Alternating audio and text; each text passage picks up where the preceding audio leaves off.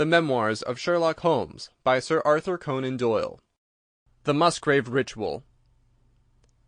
An anomaly which often struck me in the character of my friend Sherlock Holmes was that, although in his methods of thought he was the neatest and most methodical of mankind, and although also he affected a certain quiet primness of dress, he was none the less in his personal habits one of the most untidy men that ever drove a fellow lodger to distraction.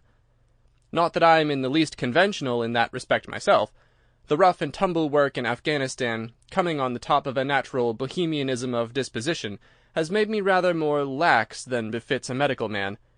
But with me there is a limit, and when I find a man who keeps his cigars in the coal-scuttle, his tobacco in the toe-end of a Persian slipper, and his unanswered correspondence transfixed by a jackknife into the very centre of his wooden mantelpiece, then I begin to give myself virtuous airs.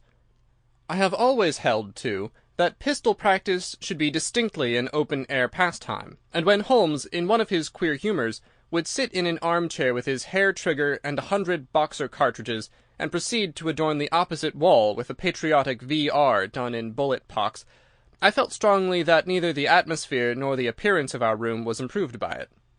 Our chambers were always full of chemicals, and of criminal relics which had a way of wandering into unlikely positions, and of turning up in the butter-dish or in even less desirable places. But his papers were my great crux. He had a horror of destroying documents, especially those which were connected with his past cases, and yet it was only once in every year or two that he would muster energy to docket and arrange them. For, as I have mentioned somewhere in these incoherent memoirs, the outbursts of passionate energy when he performed the remarkable feats with which his name is associated were followed by reactions of lethargy during which he would lie about with his violin and his books, hardly moving save from the sofa to the table. Thus, month after month, his papers accumulated, until every corner of the room was stacked with bundles of manuscripts which were on no account to be burned, and which could not be put away save by their owner. One winter's night, as we sat together by the fire, I ventured to suggest to him that, as he had finished pasting extracts into his commonplace book, he might employ the next 2 hours in making our room a little more habitable.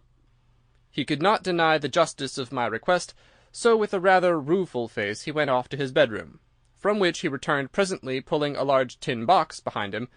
This he placed in the middle of the floor, and squatting down upon a stool in front of it, he threw back the lid.